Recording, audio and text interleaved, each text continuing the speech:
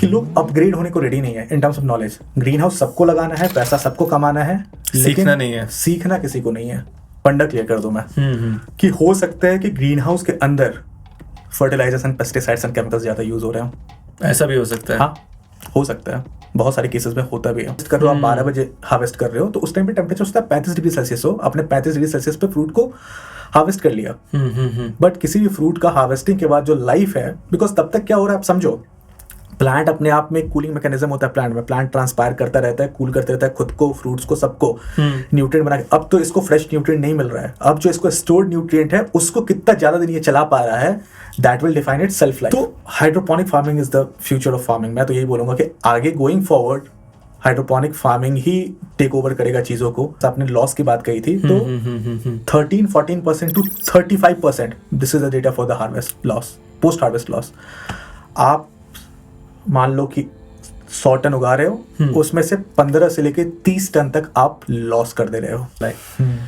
Do you think मेरा मोर such option? अभी AI का ग्रोथ बहुत हो रहा है, आईओटी बहुत तेज़ी से बढ़ रहा है, बट मेरा ऑनेस्टली ये मानना है कि जहाँ बेस भी उतना स्ट्रांग नहीं है, can these technologies make a difference, और do you see some other opportunities जहाँ लोग फोकस कर सकते हैं?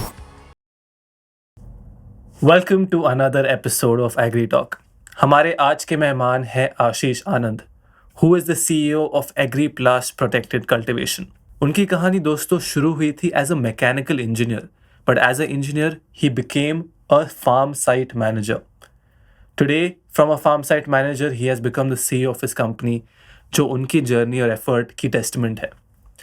उन्होंने ग्राउंड लेवल से पूरे farming and green house construction को देखा है, because of which he has experience everything from start to end. Today, he has set more than 800 acres of greenhouses across the country and the world, and he has a global experience of 27 plus countries. आज का podcast is going to be a highly technical podcast. So for all the people who are keen on learning, this might just be the perfect podcast for you. आज हम बात करने वाले हैं about the opportunities in agriculture in the future. क्या क्या problems को आप solve करके आगे बढ़ सकते हैं? What are the key areas which can disrupt agriculture in the future? And a lot more. अगर आप इन प्रॉब्लम्स के बारे में जानना चाहते हैं, if you want to win in agriculture in the coming few years, then this is the podcast for you, presenting to you mister Ashish Anand on Agri talk.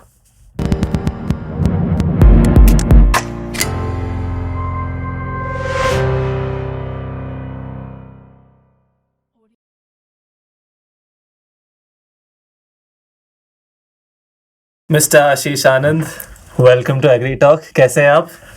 एकदम बढ़िया विनब। First of all, thank you for inviting me on your podcast.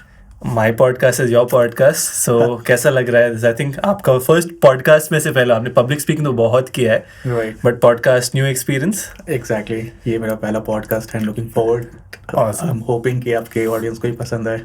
बिल्कुल पसंद आएगा। मेरा आपसे बात करने का मेन ऑब्जेक्टिव है कि आपके जो एक्सपीरियंस है इतने सालों का, आपने एग्रीकल्चर ग्रीन हाउस टेक्नोलॉजी में काफ़ी समय बताया, right? Based on your experience, how can all audiences prepare for the future? मैं उस थीम पे थोड़ा बात करना चाहता हूँ, क्योंकि अभी मैं पढ़ रहा था रिसेंटली कि नेक्स्ट 10 to 15 ईयर्स में agriculture industry as a whole will boom a lot. True. क्या आप मानते हैं इस बात को? मैं 100% एग्री करता हूँ इससे, स्पेशली जब हम इंडियन एग्रीकल्चर इंडस्ट्री की बात करते हैं तो मेरा भी पर्सपेक्टिव यही है, नेक्स्ट 7 to 10 ईयर्स ये इंडस्ट्री एक्सपोनेंशियली ग्रो करने वाला है। क्यों? राइट।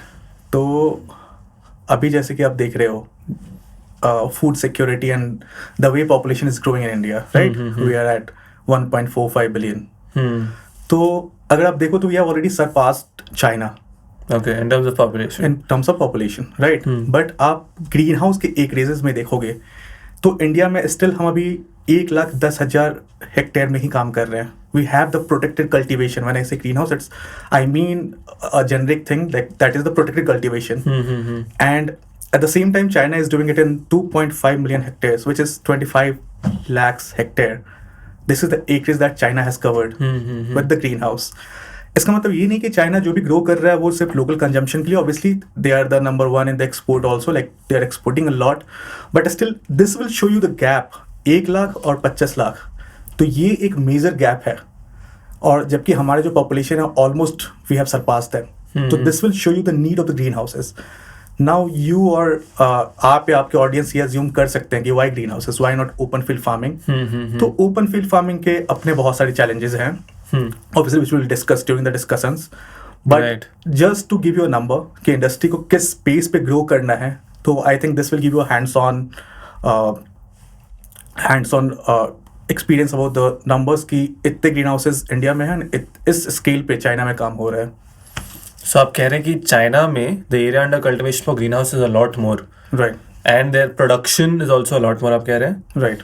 सो अच्छा, जब हम प्रोडक्शन के टर्म से बात करते हैं तो एट लीस्ट हमारा जो पर हेक्टेयर अगर आप कल्टीवेशन देखो तो हमारा जो ईल्ड आ रहा है उससे चाइना की जो ईल्ड है at least it is 2 to 2.5 times more. ये बिकॉज ऑफ जो उनके सिस्टम्स हैं, उनके जो इरिगेटेड लैंड्स हैं. मैं आपको एक और यहाँ पे फैक्ट बताऊं कि इंडिया का जो टोटल लैंड है 52% of the total available land of India ये एग्रीकल्चर लैंड है, एरेबल लैंड है. But when we talk of the China, only 10% is the arable land, agriculture land. So इस 10% से वो इतना प्रोड्यूस कर पा रहे हैं. Okay, for the matter of fact, China is 3 times bigger than India. Okay, but still they are only using 10%, like they have only access to 10% land for the agriculture, and they are feeding almost 20% of the world's population. China. Yes. So वो जो produce करें exports में also they're a lot higher. Exactly. So आप कह रहे कि basically इसका यही मेरा कंक्लूजन हुआ कि the technology they using is a lot better. Is that fair to say? हाँ, तो it's not only about the technology. ठीक है, टेक्नोलॉजी एक चीज़ है, बट देन उनकी जो नो हाउ है, उनकी अंडरस्टैंडिंग है एग्रीकल्चर की, that is far far better if we compare at present जो हम इंडिया में कर रहे हैं और जो वो कर रहे हैं. And why is that? It's all about the practices कि हम किस चीज़ को प्रैक्टिस कर रहे हैं. इसमें गवर्नमेंट पॉलिसीज़ के बहुत सारे रोल्स होते हैं प्ले करने के, की रोल्स. अब जैसे मैंने अभी एक तो आपको बताया ग्रीन हाउस का ही, बट ग्रीन हाउस के बाद यहाँ पे बहुत सारी चीज़ें आ जाती हैं कि आप क्या सीड्स यूज़ कर रहे हो, क्या फर्टिलाइजर्स यूज़ कर रहे हो, क्या पेस्टिसाइड्स यूज़ कर रहे हो, आपकी पोस्ट हार्वेस्ट टेक्नोलॉजी कैसी है, आपके पोस्ट हार्वेस्ट लॉसेस कितने हैं. तो ये सारा एक क्रूशियल फैक्टर है. तो they have optimised all this. I think पहला पॉडकास्ट होगा जो कि हम लोग इतना जल्दी इतना टेक्निकल पहुंच सकें, which shows that your forte is technical knowledge, right? Yes. थोड़ा बैक ट्रैक करते हैं. आशीष आनंद, आप कौन है हमारे ऑडियंस को बता सकते हैं? You not yet a celebrity but आप जल्दी होने वाले हैं. So for the sake of the audience, can you tell us आप क्या, कौन है, आप क्या करते हैं, इस इंडस्ट्री से आपकी रिश्ता कैसे हुई, and what is your current passion towards agriculture? Okay, तो आई गिव यू बैकड्रॉप मेरा जो भी जर्नी रहा है. तो I have done my BTech in mechanical engineering और मैंने बीटेक किया. फिर उसके बाद it was not a choice to come in this industry, but शायद मेरे पास उस टाइम पे थोड़े से ऑप्शंस थे जॉब के, बट वो शायद मुझे ऐसा था कि मैंने मैकेनिकल पढ़ा था एंड जो jobs were from IT industries और कहीं और से आ रहा था. सो उस वजह से मैं एग्रीकल्चर में आया. It was not a decision, it was obviously like मेरे पास ऐसा कोई चॉइस नहीं था, तो मुझे यही करना था. तो इसके लिए मैं यहाँ पे आया. And then I was appointed, like I was given a site जहाँ कि मैं 16 महीने साइट पे था. एंड वहाँ पे जो टेम्परेचर था that goes to 48-49 degree. It was in Rajasthan. Okay. And that was one of the state of the art project in India at that time. तो मैं उस प्रोजेक्ट पे था और most of my learning has come from that side. ठीक है, कि एक फार्मर्स को क्या क्या चैलेंजेस होते हैं, क्या क्या करना चाहिए, एक प्रोजेक्ट के लिए की पैरामीटर्स क्या है उस प्रोजेक्ट को सक्सेसफुल करने के लिए. तो मेरा सारा लर्निंग वहाँ से आया. फिर वो 16 मंथ्स जो मेरा टाइम था वो एक एक्यूमुलेशन टाइम था, जो मैं आपको इंडिया के लिए बोल रहा हूँ कि इंडिया अगले 7-10 साल में बहुत एक्सपोनेंशियली ग्रो करने वाला है. तो मेरे लिए वो 16-18 महीने टाइम था. उसके 18 महीने के बाद आज मेरा इस इंडस्ट्री में 8 से 9 साल हो चुका है. Right, I have almost completed more than 9 years in this industry now. And in this 9 year, like I have been to more than 25-27 countries. Okay. Just to understand कि एग्रीकल्चर कैसे काम करता है, what is the missing link in Indian agriculture. तो मैंने अपनी journey शुरू की थी एग्रीप्लास्ट के साथ. And I had started this journey as a site engineer, and today I am working in the same company as a CEO. That's an inspiring journey. Site engineer से आपको कैसा फील होता है? How does that make you feel today? Obviously मुझे बहुत अच्छा लगता है. एंड इवन वर्ल्ड फोरम पे भी मुझे कुछ रिकग्निशंस मिले थे, like when the prime minister of Netherlands जो वर्ल्ड में सबसे एडवांस्ड एग्रीकल्चर करती है, राइट, इजराइल एंड नेदरलैंड्स, उनके जब प्राइम मिनिस्टर इंडिया विजिट कर रहे थे तो I was invited to meet him during the G20 समिट। तो अच्छा लगता है। I have travelled a distance but still Long way to वो go. कुछ भी नहीं है, या long way to go. Fair to say, just starting out. Yes So आपने कहा कि you have traveled a lot, more than 25-27 countries, right? Right. What did you learn? मतलब traveling they say is the best teacher in terms of Right. anything, right? Right. आपने different countries के cultures and agricultural practices as such देखे। Right. कुछ countries का experience बता सकते हैं what stood out जो आप इंडिया में शायद ला सके और you think India can benefit from that? Right. तो मैंने जो कंट्रीज़ का बोला जो सबसे एडवांस्ड एग्रीकल्चर में, तो when you talk of Israel में मुझे जाके ये समझ में आया कि they always work with the optimal technology. तो मैं 2 कंट्रीज़ का सेम टाइम पे आपको बताऊंगा, तो this will give you fair understanding कि कैसे चीज़ें होती हैं। बट मैं जब नेदरलैंड्स गया था तो नेदरलैंड्स में मैंने देखा कि they work with the ultimate technology, the best. हाँ, बेस्ट, जो सबसे हाई टेक होता है। दोनों के अपने कंज्यूमर हैं, कस्टमर हैं, खुद की अंडरस्टैंडिंग है। Even the weather there in Israel is also harsh. और नेदरलैंड्स में तो ऐसा है कि जब मैं विजिट कर रहा था 16 घंटे 17 घंटे का दिन होता था। Okay. And similarly when you go in winter तो 16-17 घंटे उनके लाइट्स नहीं होते हैं। तो Netherlands work with the ultimate technology, the best technology. Israel work with the optimal technology. Okay. Israel का एक फिलॉसफी था कि जब भी गर्मी होती है, बहुत पीक समर होता है, तो they don't grow during that time. वो क्या करते हैं कि उस टाइम पे उनको जो भी ग्रीन हाउस के अगर कुछ रिपेयरिंग है, if they are cultivating in soil, उसको उनको सॉइल सोलराइजेशन करना है, कुछ भी करना है, तो they do those practices. With green house also भी नहीं ग्रो करते हैं वो? हाँ, ग्रीन हाउस के अंदर भी ग्रो नहीं कर रहे हैं। ऐसा क्यों? हाँ, तो ये मेरे लिए बहुत इंटरेस्टिंग था। तो मैंने उनसे ये क्वेश्चन पूछा कि आप ऐसा क्यों करते हो, this is loss for you. उनने मुझे बताया कि लेट्स से कि 3 महीने 2 महीने 4 महीने मेरा बहुत पीक समर है। इस पीक समर में क्या हो रहा है ना कि I am fighting against the climate. मैं क्लाइमेट के अगेंस्ट में फाइट कर रहा हूँ, मैं कुछ भी ग्रो करने के लिए, ठीक है।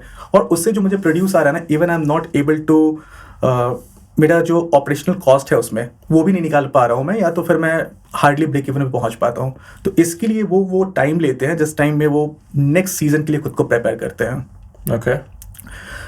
While at the same time आप नेदरलैंड्स देखोगे, Netherland is again a very small country, but Netherland, आप जब फ्रेश फ्रूट्स एंड वेजिटेबल्स की बात करते हो, अनियन सबसे ज़्यादा नेदरलैंड्स में उगाए जाते हैं। सबसे ज़्यादा नेदरलैंड्स ग्रो करता है अनियन को, और सबसे ज़्यादा एक्सपोर्ट करता है। फ्लावर्स भी, I mean if you look at flowers. Flowers भी, इवन टमाटोज में कि उनके बगल में स्पेन है, स्पेन में बहुत ज़्यादा ग्रो होता है, but again Netherlands holds the rank. तो इतनी छोटी कंट्री इतना सारा, बिकॉज उनका हमेशा टेंशन होता है 12 मंथ्स ग्रो करने में, वो 12 महीने ग्रो करते हैं। And for that they go with the ultimate technology. तो सबके अपने फंडे हैं। लाइक इजराइल का है कि when they grow they go with the optimal technology. उनका क्लियर है कि मुझे समर में ग्रो नहीं करना है। अब जब आप इंडिया में आओ तो इंडिया क्या है कि हाइब्रिड है दोनों का। इंडिया में हम क्या करते हैं कि टेक्नोलॉजी हम जो इजराइल यूज करें उस लेवल की टेक्नोलॉजी यूज करते हैं, but we always fight to grow 12 months. Is that a good thing? No, this is leading to a lot of problems. अब जब मैं प्रॉब्लम पे आऊँगा कि इससे क्या प्रॉब्लम्स हो रही हैं, कि आप जब बिजनेस कर रहे हो, ठीक है, तो आप बहुत कुछ सोच के अपनी प्लानिंग करते हो, राइट। ड्यूरिंग दोज मंथ्स ना, यहाँ पे उन मंथ्स में जब ग्रो नहीं हो पा रहा आप ग्रो करते हो, तो आपका इंटेंशन हमेशा होता है कि आप हाई रेट्स पे उस प्रोड्यूसर्स को सेल कर पाओ। But the kind of technology which we are working with, उसको अपग्रेड होना है। But at the time of planning of the project आप इतना ज़्यादा केपेक्स उसमें लगाना चाहते नहीं हो, बिकॉज इंडिया में भी ये इंडस्ट्री बहुत ज़्यादा स्टैंडर्डाइज हुआ नहीं है। तो you are not always sure कि मैं जो इन्वेस्टमेंट कर रहा हूँ इसका मुझे एक अच्छा रिटर्न आने वाला भी नहीं। You are always sceptical on that. वो डाउट रहता है लोग के दिमाग में अभी। राइट। तो इसके लिए तो हम क्या करते हैं कि हम एक टेक्नोलॉजी लगाते हैं and then we fight with the technology. और मैं आपको ये बताऊंगा कि कोई भी टेक्नोलॉजी है ना, उसका एक लिमिटेशन होता है, राइट। तो इंडिया में आज के डेट में ग्रीन हाउसेज के जो भी टेक्नोलॉजी चल रहे हैं, तो उनका लिमिटेशन है कि या तो आप समर है या मॉनसून है बेसिकली। तो मॉनसून के लिए वो नहीं बने। ट्रॉपिकल कंट्रीज की एक बहुत बड़ी कंसर्न्स है कि certain technologies don't work during the monsoon season. क्यों?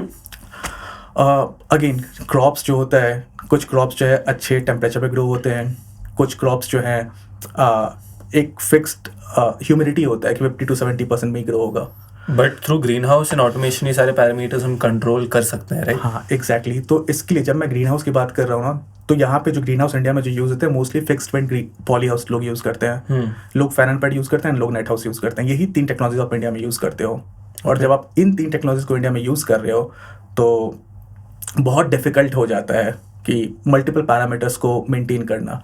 जब आप फैन एंड पैड यूज़ कर रहे हो, फैन एंड पैड आप हाई ह्यूमिडिटी में यूज़ नहीं कर सकते during the monsoon, that is a problem. तो आप जब दुनिया घूमोगे, जब आप ऑस्ट्रेलिया जाओगे, देखोगे when they use the fan and pad they use it with a butterfly went kind of green house which is automatic. तो यहाँ क्या होता है कि जब आपके ह्यूमिडिटी बहुत इंक्रीज हो रहा है, उस टाइम पे वो क्या करते हैं कि आपका fan and pad evaporative cooling system होता है, काम करना बंद कर देगा, राइट। तो आप क्या करते हो, अपने पैड को बंद कर देते हो या तो फैन से एयर को सक करते हो। This is the process in India. अगर इसमें आपका पावर गया तो आपके ग्रीन हाउस ये डोम शेप होते हैं, कहीं से आपके वेंटिलेशंस नहीं है, जो हॉट एयर अंदर उसको निकलने की जगह नहीं है। आप देखोगे कि टेम्परेचर जो है ना 35, 40, 32 के रेंज में होता है, यहाँ से शूट करके सीधा 55 पहुंचता है, which is not good for the plant. I am not talking कि 55 डिग्री सेल्सियस अच्छा नहीं है, वो तो अच्छा नहीं है, प्लस ये जो सडन राइज है ना, this will kill your plant, ठीक है। तो ये चैलेंज है। लेकिन जब आप दूसरी जगह पे जाके देखोगे तो they always use the fan and pad with the butterfly went green house.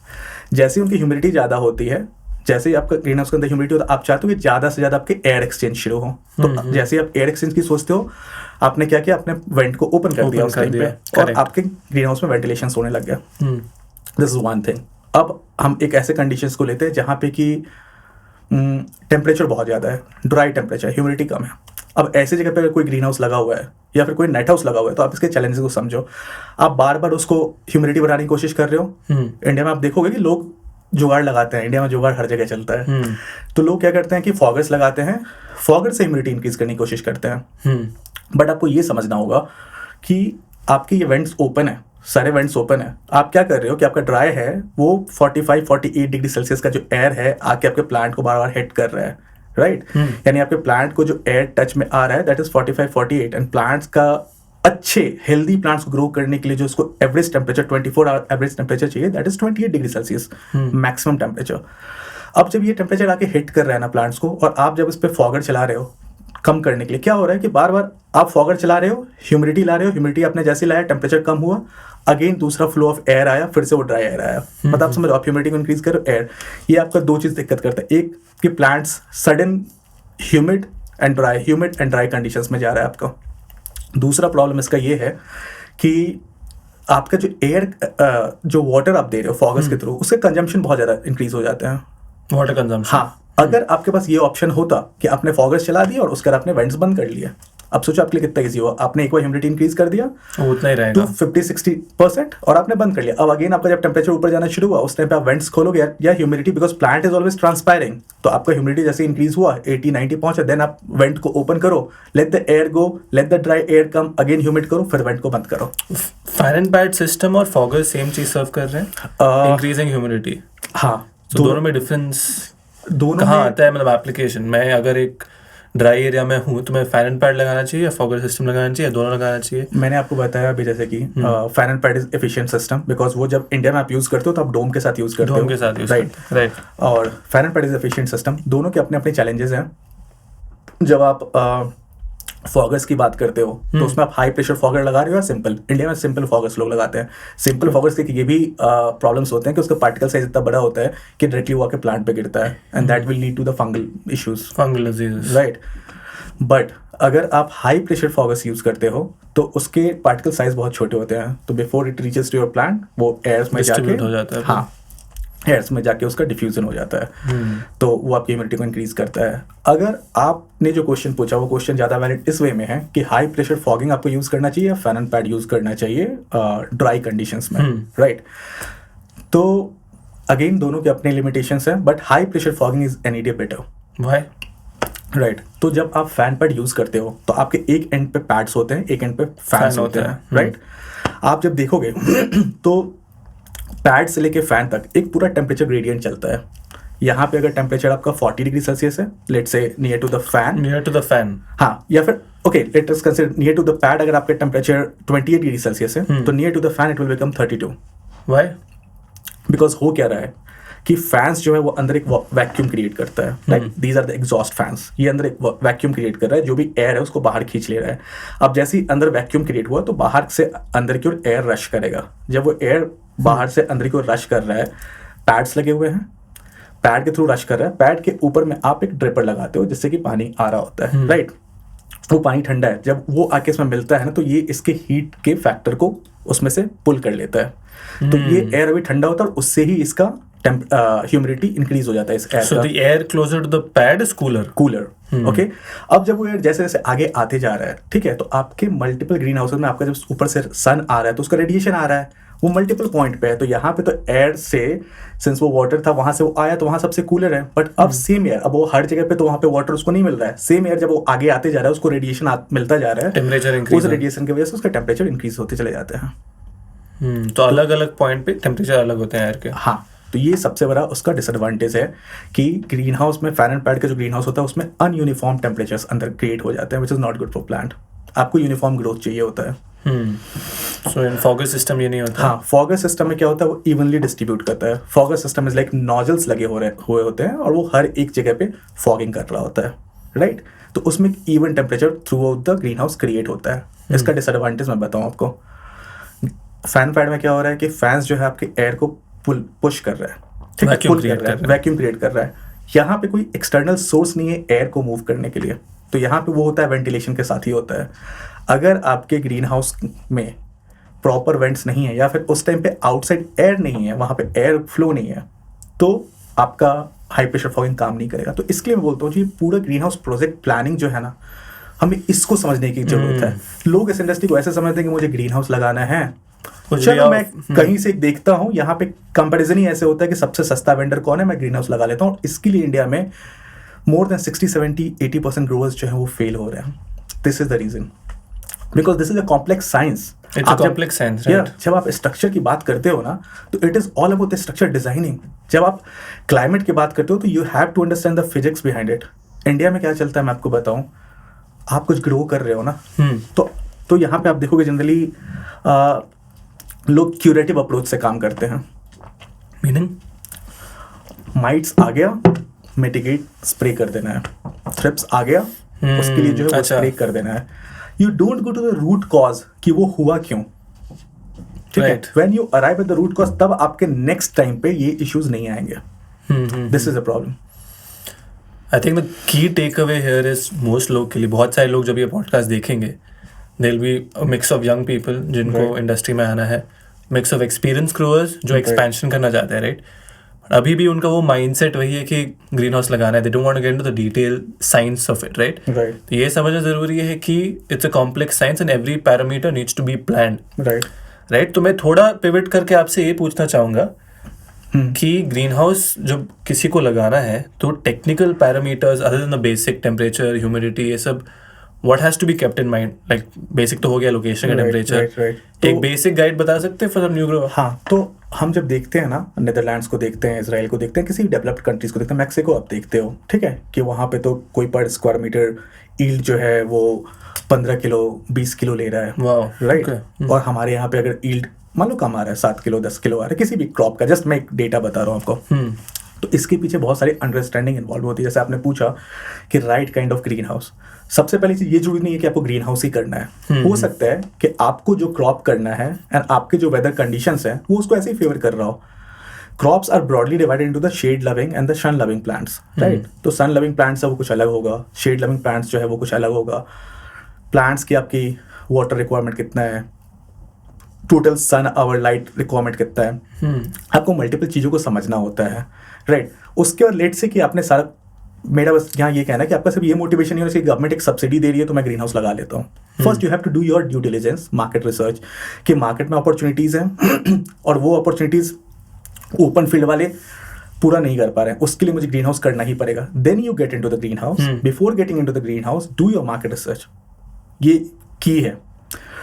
उसके बाद जब आप ग्रीन हाउस में अंदर आ रहे हो तो आपको अपने क्रॉप का पूरा फिजियोलॉजी पता होना चाहिए, या फिर आप जो फार्म मैनेजर हायर कर रहे हो या जहाँ से भी जिस कंपनी के साथ काम कर रहे हो, ठीक है। तो before designing the project these 3 has की रोल टू प्ले। आपको प्लांट का फिजियोलॉजी पता होना चाहिए, आप जो प्लांट ग्रो कर रहे हो उसकी रिक्वायरमेंट क्या होने वाली है, राइट। कुछ प्लांट्स हैं, आप ऑर्किड्स की बात कर लो, आप मशरूम की बात कर लो, मशरूम ऑर्किड्स ये सब बहुत हाई ह्यूमिडिटी में ग्रो होता है 80-90% में, राइट।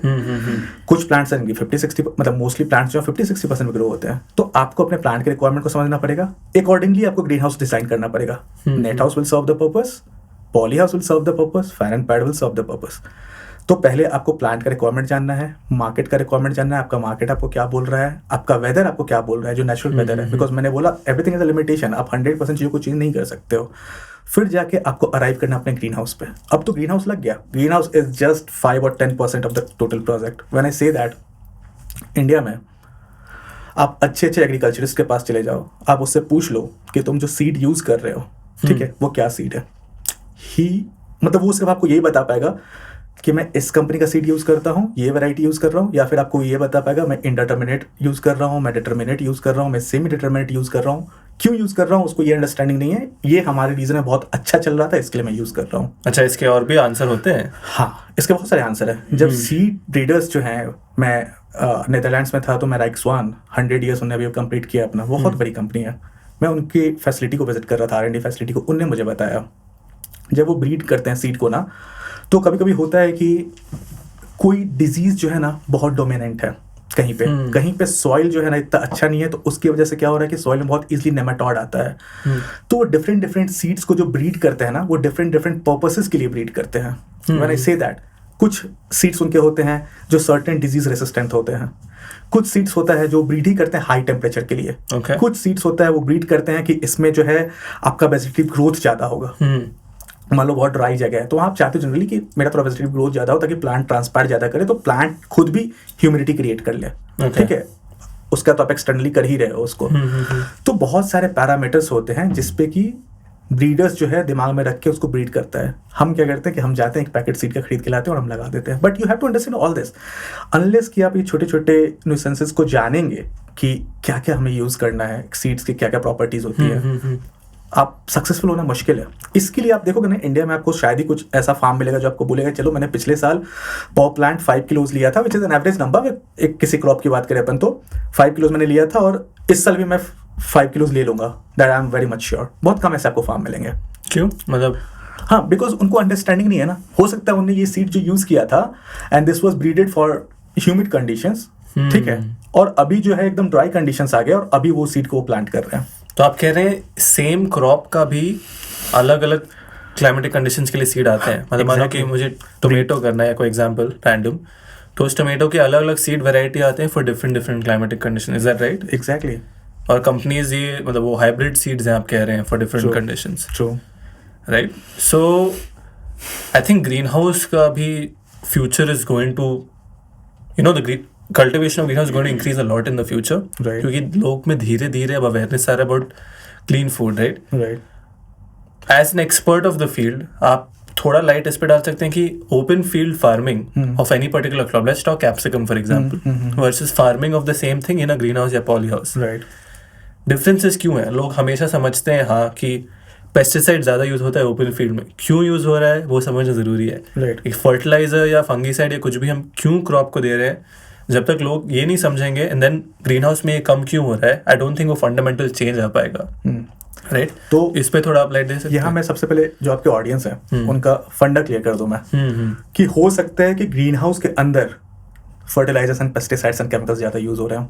ऐसा भी हो सकता है? हाँ, हो सकता है, बहुत सारे केसेस में होता भी है। आप समझो, मैं आपको एक बेसिक बताता हूँ पहले कॉमर्शियल पे, कि आपने बहुत सारा इन्वेस्टमेंट किया है ग्रीन हाउस लगाने के लिए जो कि आप ओपन फील्ड में बहुत कम में कर सकते थे। तो आपका एक चैलेंज होता है कि आपको मीट करना है ROI को, आपको ब्रेक इवन में पहुंचना है, तो आप अंडर प्रेशर होते हो कि मुझे इतना यील्ड तो चाहिए ही। और इंडियन माइंडसेट ये है कि इतना यील्ड के लिए ना मैं खूब सारा फर्टिलाइजर डाल दूंगा, पेस्टिसाइड डाल दूंगा, इंसेक्टिसाइड डाल दूंगा, तो मेरा यील्ड बहुत इंक्रीज हो जाएगा, विच इज अ मिथ। ठीक है, अनलेस कि जो आपको चाहिए आप अपने बॉडी को वो नहीं दे रहे हो, कोई फर्क नहीं पड़ रहा है। तो that is the first thing. अब मैं, आपने बोला फूड सिक्योरिटी लाइक ग्रोइंग का, कि ओपन फील्ड, ग्रीन हाउस, आपका ये क्वेश्चन था। तो मैं थोड़ा सा पीछे जाके ना मैं आपको इस पे ही बताऊंगा कि वो प्रेशर है क्यों ज़्यादा ग्रो करने के लिए। आपने क्लीन फूड की बात कही, तो आप जब इसको समझोगे ना, तो इंडिया में प्रॉब्लम क्या है ना, चाहे पूरे वर्ल्ड का ये बहुत बड़ा कंसर्न है कि आप ग्रो तो कर रहे हो, राइट, आप ग्रो तो कर रहे हो, लेकिन जो आपका ग्रो करने का जो आपके क्रॉप्स आ रहे हैं, फ्रूट्स आ रहे हैं, वेजिटेबल्स आ रहे हैं, उसके लॉसेस बहुत ज़्यादा हैं। इस लॉसेस के बहुत सारे फैक्टर्स हैं, लोग समझ नहीं पाते हैं। ठीक है, इस लॉसेस का एक ये भी फैक्टर है ना कि आप एक उस सीड को लेके ग्रोइंग कर रहे हो जो सीड ब्रीडिंग ही हुआ था उसका विंटर में ग्रो करने के लिए, आप समर में कर रहे हो, आप समर में ग्रो कर रहे हो उसको। अब जब आपने समय में ग्रो किया ना, तो आप जब उसके फ्रूट्स को प्लग करोगे ना, उसका शेल्फ लाइफ कम हो जाएगा। लोग इतना छोटे से डिटेल में जाते ही नहीं है, और आप जब इतने छोटे छोटे डिटेल्स में घुसोगे तभी आपको ये समझ में आने वाला है, क्योंकि उस सीड को ब्रीड ही किया गया था उस पर्टिकुलर टेम्परेचर के लिए, राइट। और उस पर्टिकुलर टेम्परेचर पे जब आप प्लग करोगे फ्रूट को, तो it was braided for that. अब आप उसको गर्मी में कर रहे हो, तो अब यहाँ से क्या होने वाला है कि आपके फ्रूट्स का लाइफ कम हो जाएगा। तो दिस इज वेरी इंपॉर्टेंट कि आप कौन सा सीड यूज करो और उसके हार्वेस्टिंग का टाइम क्या है। इंडिया में all this works on the gut feeling, कि मेरी गट फीलिंग क्या है, मुझे लग रहा है कि ये फ्रूट का साइज ये हो गया है और कलर इसका ट्रांजिशन पे, चलो मैं इसको हार्वेस्ट कर लेता हूँ। अगर आप फ्रूट को पहले हार्वेस्ट करते हो या बाद में हार्वेस्ट करते हो, दोनों कंडीशन में आपका शेल्फ लाइफ बहुत कम हो जाता है। क्यों? That is the property of the fruit, ठीक है, कि उसका एक ऑप्टिमल, उसका एक पूरा साइकिल है, कि एक ऑप्टिमल साइकिल है कि इस टाइम पे, अब इसका मैं डीप में जाऊंगा मैं तो आपको बताऊं कि फ्रूट का शेल्फ लाइफ कैसे डिसाइड होता है। ओके। हाँ, आपने फ्रूट्स को प्लग किया, फ्रूट्स के अंदर एक, फ्रूट्स क्या करता है, अच्छा ग्रो कैसे होता है पूरा प्लांट, शुगर बनाता है, शुगर का ऑक्सीडेशन रिडक्शन चलता रहता है, इससे प्लांट्स ग्रो होते हैं, फ्रूट्स बनते हैं। अब जब आपने फ्रूट को प्लग किया ना, तो उसके अंदर कुछ स्टोर्ड शुगर होता है, राइट। उसको फ्रूट यूज कर रहा होता है उस शुगर को, और उससे ही वो अपने सेल्फ लाइफ को मेंटेन करता है। जैसे ही वो शुगर खत्म हुआ, आप देखोगे कि फ्रूट्स आपका शेल्फ लाइफ रॉट हो जाता है, खत्म हो गया वो, राइट। अब जब फ्रूट जब आप प्लग कर रहे हो, तो वो कंडीशन होनी चाहिए जब फ्रूट्स के अंदर मैक्सिमम शुगर स्टोर्ड है, या फ्रूट्स उस स्टेज पे पहुंच गया है जहां वो ऑप्टिमल शुगर प्रोडक्शन कर रहा है। So is it right to say कि जिस फ्रूट या वेजिटेबल का शेल्फ लाइफ ज़्यादा होता है तो उसमें शुगर लेवल्स हायर होते हैं, कह सकते हैं कि इज दैट? शुगर लेवल्स ज़्यादा नहीं होते, लेकिन ऑप्टिमल वो उस स्टेज पे पहुंच गया होता है, उतने वीक्स वो ग्रो हो गया होता है कि अभी उसके अंदर जो शुगर बन रहा है दैट इज ऑप्टिमल या सैचुरेशन पे, वो अब इससे ज़्यादा शुगर की उसको रिक्वायरमेंट नहीं है, वो बना नहीं सकता है। उसके बाद फिर आप उसको प्लग कर लिए, अब उसमें ऑक्सीडेशन रिडक्शन हो रहा है, बहुत सारी चीज़ों पर डिपेंड करता है, बहुत छोटी छोटी चीज़। अगर कोई फ्रूट्स है उसमें कट लगा हुआ है थोड़ा सा छोटा सा, आपने घर पर ये टेस्ट करके देख सकते हो कि आपके पास एक क्यूकम्बर है या फिर एक टमाटोज है, आप उस पर कट मार देना ब्लेड से या किसी भी चीज़ से, और दूसरे टमाटोज सेम जगह से आए हो, सेम हार्वेस्टिंग डेट हो, सेम मतलब सारे कंडीशन सेम हो, आप एक पे कट मारना, एक को फ्रेश आप ले जाकर कहीं रख देना, आप देखना इस पर कट होगा वो जल्दी खराब हो जाएगा, और जो फ्रेश है वो लंबे टाइम तक चलेगा। इसका रीज़न यही होता है कि यहाँ पे क्या होता है ना, फ्रूट्स का जो है रेस्पिरेशन बढ़ जाता है, बिकॉज इसमें कट है, जो इसके अंदर जो चल रहा है ऑक्सीडेशन रिडक्शन वो इंक्रीज हो जाता है। दूसरी चीज़ क्या होती है, जब आप फ्रूट्स प्लग करते हो, ठीक है, बहुत जगह पे ये होता है कि फ्रूट्स को आप वॉश करते हो before supplying to the consumer mandi. अब जब उसको कर रहे हो तो आप क्या वाटर यूज़ कर रहे हो, अगर वाटर में आपके अगर पहले से माइक्रो ऑर्गेनिजम्स हैं, कुछ बैक्टीरिया हैं हार्मफुल, तो आपके फ्रूट्स को वो इफेक्ट करेगा, शेल्फ लाइफ कम हो जाएगा। हाँ, तो there are multiple things which we need to look at, ठीक है। हम इतने प्रिसाइजली कर नहीं रहे हैं इंडिया में, जब हम एग्रीकल्चर की बात करें हम इतना प्रिसाइजली कर नहीं रहे। एग्रीकल्चर इज लाइक लोग को पैसा कमाना है इससे, लेकिन लोग हार्डली 10% सीरियस होते हैं इसके बारे में। Agriculture has always come in India as secondary source of business या secondary source of income. Even जो प्राइमरी कर भी रहे हैं वो भी इतना अंदर नहीं जा पा रहे, हो सकता है उनके कुछ चैलेंजेस हों, उसके बाद उनका उतना कैपिटल नहीं हुआ, जो भी रीज़न है। और इंडिया में जब आप एग्रीकल्चर एक्सपर्ट्स की बात करते हैं, तो इंडिया में शायद इतने ज़्यादा एग्रीकल्चर एक्सपर्ट्स भी नहीं हैं जो इस लेवल पे और इस माइन्यूट लेवल पे आपको जाके चीज़ों को बता पाएँ। इंटरेस्टिंग। सो मेरा तो सबसे बड़ा इससे टेक बैक ये था, बहुत सारी चीज़ सीखा, बट आप कह रहे हैं कि ग्रीन हाउस में भी हो सकता है जो प्रोड्यूस आप खा रहे हैं उसमें भी एक्सेसिव फर्टिलाइजर हो सकता है, राइट, सिंपली बिकॉज लोग ने वो इन्वेस्टमेंट किया है, वो कैपिटल निकालना है, तो उनके लिए वो कुछ भी कर देते हैं, right. True. So green house में जब हम टिपिकली कहते हैं कि आप क्लीन फूड निकाल रहे हो आप, बट ये पॉसिबल है, हाँ, तो ये कैसे होता है, ये थोड़ा समझाइए। क्लीन फूड का डेफिनेशन आप समझो कि आपका डेफिनेशन क्या है क्लीन फूड का। क्लीन फूड का डेफिनेशन ये है पेस्टिसाइड कम हो, हाँ, ठीक है। तो WHO, FAO, बहुत सारे ऑर्गेनाइजेशंस हैं, इन लोगों ने अपने सर्टिफिकेशंस बना के रखे हैं, जो कि इंडिया में इतना ज़्यादा होता नहीं है, लोग लेते नहीं उन सर्टिफिकेशंस को, ट्रेसेबिलिटी ज़ीरो इंडिया में, राइट। बट ये होता क्या है ना कि आपका फ्रूट जो है, अभी बैंगलोर में एक रिसर्च हुआ था, इंस्टीट्यूट का मुझे नाम नहीं याद है, उसमें पाया गया कि 300% या 200% ज़्यादा पेस्टिसाइड्स पाए गए हैं, राइट। करेक्ट। और वो लीफी, अच्छा वो क्यों पाया गया, क्योंकि वो लीफी का था। बिकॉज आप ये भी समझो कि आप फ्रूटिंग क्रॉप्स खा रहे हो, ज़्यादा लीथल क्या है मैं वो भी बताता हूँ, फिर आपको आता हूँ मैं। आप टमाटोज खा रहे हो या आप स्पिनच खा रहे हो, स्पिनच में क्या हो रहा है ना कि आप उसके लीफ को ही कंज्यूम कर रहे हो, और जब आप स्प्रे करते हो ना तो फोलिएट स्प्रे तो आप लीफ पे ही करते हो, इवन टमाटोज भी है तो आप लीफ पे ही करते हो, राइट? आप जाके टमाटर पे स्प्रे नहीं करते हो। अच्छा, मुझे मालूम नहीं है। तो टमाटर में अलग होता है, कहाँ स्प्रे करते हैं आप? जो लीव्स होते हैं, प्लांट्स जो होते हैं उसके ऊपर, ठीक है, तो और वहां से वो ग्रो होता है प्लांट्स, अगर उसमें कुछ भी। तो यहाँ पे आप क्या करो, आप डायरेक्टली लीफ पे स्प्रे करते हो। तो अपन आते हैं अब क्लीन फूड पे, कि क्लीन फूड क्या होता है ना कि कोई भी चीज जो आप दे रहे हो ना, उनने एक लिमिट डिसाइड किया है कि उस परमिसिबल लिमिट के जब तक अंदर है तब तक सारा कुछ बढ़िया है, उस परमिसिबल लिमिट के ऊपर चला गया तो ठीक नहीं है। बट आज के डेट में इंडिया का कंडीशन क्या है, आप ये समझो। इंडिया में पहले लोगों के पास जितना खाना है उतने फ्रूट्स एंड वेजिटेबल्स नहीं है, हम बहुत सारा इंपोर्ट भी करते हैं, राइट? तो हमारी कंडीशन ये है कि हम पहले ग्रो कर लें। But I think this is the high time जहाँ गवर्नमेंट को भी कुछ पॉलिसीज बनानी चाहिए, कुछ इंसेंटिव्स करने चाहिए उन लोगों के लिए। मैं क्यों मोटिवेटेड रहूंगा मैं अपने 2 लाख रुपए ज़्यादा एक्स्ट्रा खर्च करके मैं अपने फार्म को ट्रेसेबिलिटी पे ला के कि ठीक है मेरा हेल्दी है, ज़्यादा हेल्दी है, क्लीन है, मैं क्यों मोटिवेट होऊंगा unless I am incentivize, like I am getting something in turn. तो अभी वो फेज में है, इंडिया ट्रांजिशन हो रहा है कि जहाँ गवर्नमेंट को सपोर्ट करना चाहिए फार्मर्स को, इनकरेज करना चाहिए फार्मर्स को कि ठीक है आपका अगर ये सर्टिफिकेशन है तो will give you this such and such advantage, premium price लोग को भी मिले। राइट।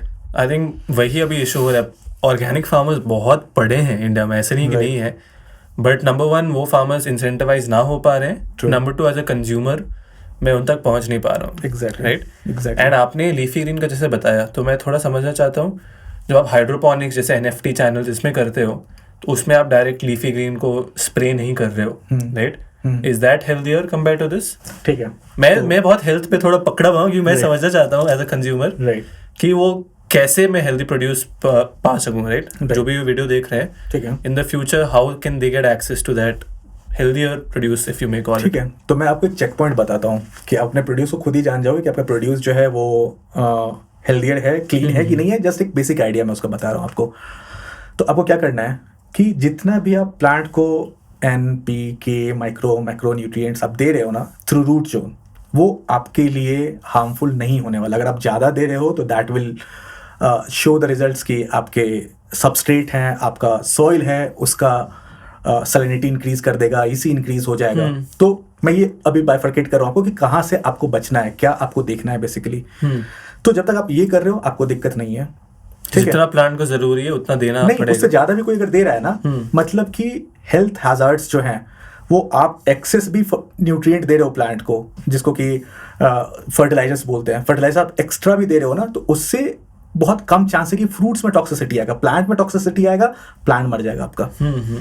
ठीक है, आप वो जो फ्रूट्स खाओगे ना तो फ्रूट्स का आपके हेल्थ पे असर जो होगा ना उससे हाजार्डस वो नहीं होने वाला है।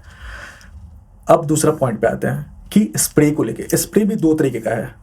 क्या होता है कि बहुत बार आपके प्लांट्स कुछ डेफिशिएंसी शो करना शुरू करती है। कैल्शियम का डेफिशिएंसी हो गया, बोरॉन का डेफिशिएंसी हो गया, सल्फर का हो गया, फास्फोरस का हो गया। तो आप उस टाइम पे क्या करते हो, लोकल एप्लीकेशन करते हो। एनेस्थीसिया आपको लगता है, लोकल एनेस्थीसिया होता है, फुल बॉडी के लिए होता है, राइट? तो आप लोकल एप्लीकेशन करते हो। अगेन वहां पे जब तक आप मैक्रो एंड माइक्रो न्यूट्रिएंट का आप एप्लीकेशन कर रहे हो, again it is not hazardous. Okay, ठीक है। दिक्कत वहाँ शुरू होती है जब आपके ग्रीन हाउस के अंदर में कोई इंसेक्ट आ जाता है, कोई पेस्टिसाइड्स आ रहा है, कुछ फंगल आ रहा है, और जब आप उसका स्प्रे करना शुरू करते हो तो that has to be in a limit. बहुत सिंपल है, आपने बॉडी को सपोर्ट करने के लिए आप न्यूट्रिशन देते हो बॉडी को थ्रू खाना। आप खाना ज़्यादा खाते हो, कम खाते हो, obviously it will over a long period time it may cause obesity और शॉर्टर रन में कुछ टेम्परेरी इश्यूज देंगे। लेकिन आप कोई दवा ले रहे हो ना, उसको अगर लॉन्ग टर्म तक अगर आप दवा लेते हो या एक्सेस उस दवा को ले लोगे तो क्या होता है, side effects, right? So basically जो NPK माइक्रोन्यूट्रिएंट्स होते हैं, दे आर लाइक हमारे carbohydrate, protein, fat for the plant, right? और जो ये फंगिसाइड, इंसेक्टिसाइड ये सब होते हैं, they are like medicine for the plant to prevent from pest. True. ज्यादा अगर मेडिसिन डालो तो उसी से साइड इफेक्ट, उसी से हेल्थ हैजार्ड लोग को आ रहा है, right? That is one thing. आपका क्वेश्चन था NFT को लेके, दैट इज वन थिंग।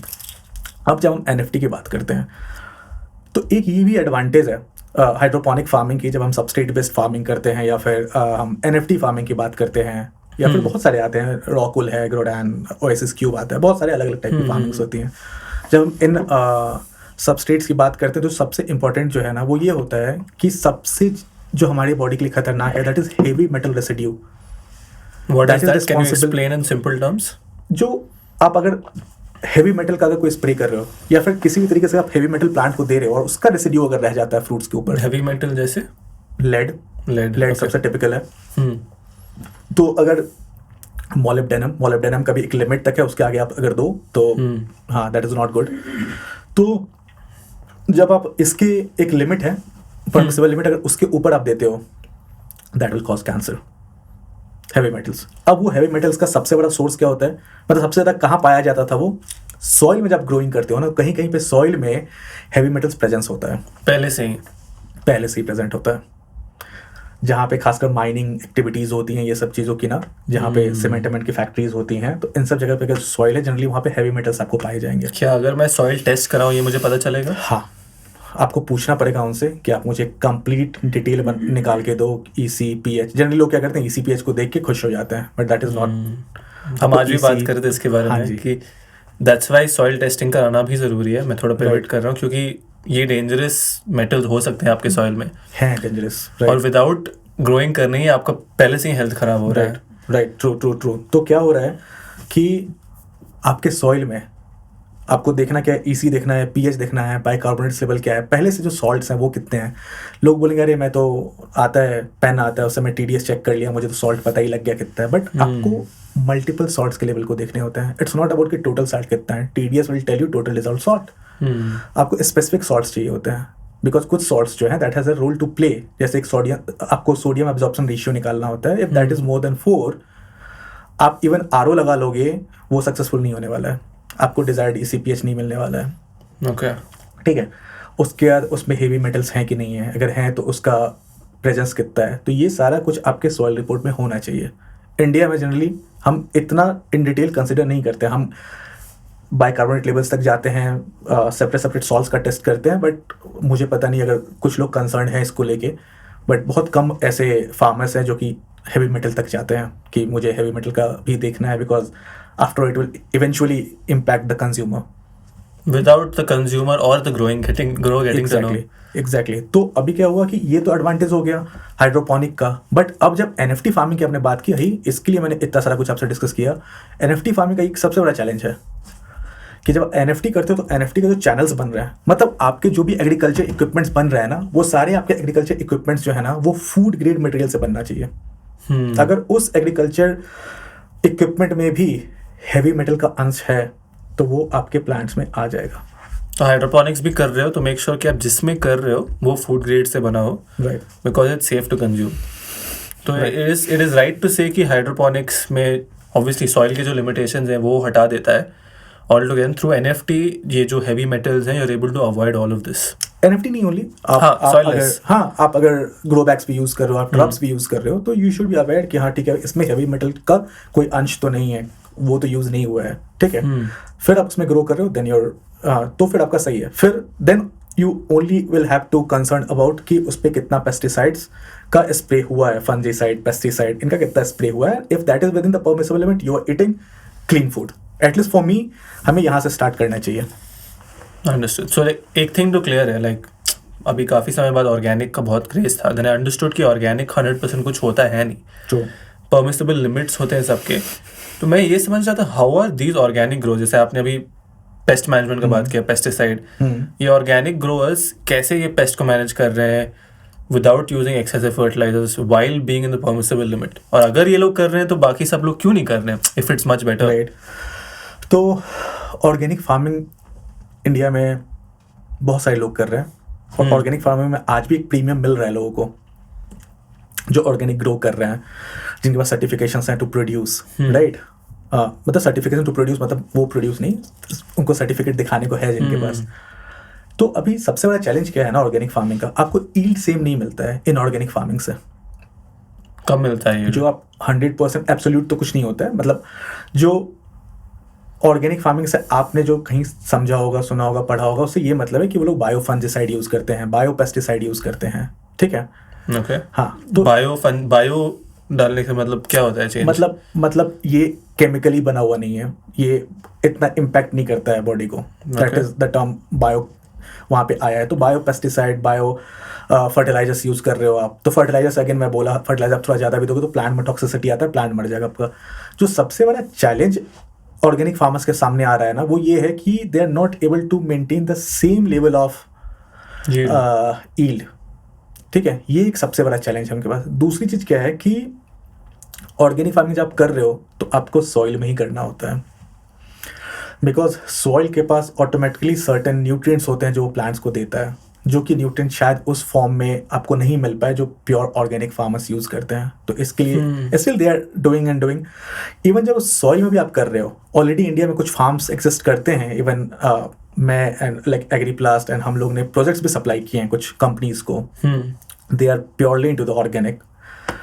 उनके लिए ये सबसे बड़ा एक चैलेंज ये भी था कि हमने उस प्रोजेक्ट को बनाया था 40 डिग्री की स्लोप पे, बिकॉज वो लैंड को लेवल नहीं कर सकते हैं, वो सॉइल का जो टेक्सचर है उसको डिस्टर्ब नहीं कर सकते हैं, वो उसको प्लॉ नहीं कर सकते हैं, रोटेट नहीं कर सकते हैं, बिकॉज सॉइल के सर्टेन प्रॉपर्टीज हैं जो आप लूज कर जाते हो उसमें, एंड देन आपके प्लांट सफर कर जाते हैं। तो you don't want to disturb कि नेचुरली जो सॉइल है उसको आप डिस्टर्ब नहीं करना चाहते हो।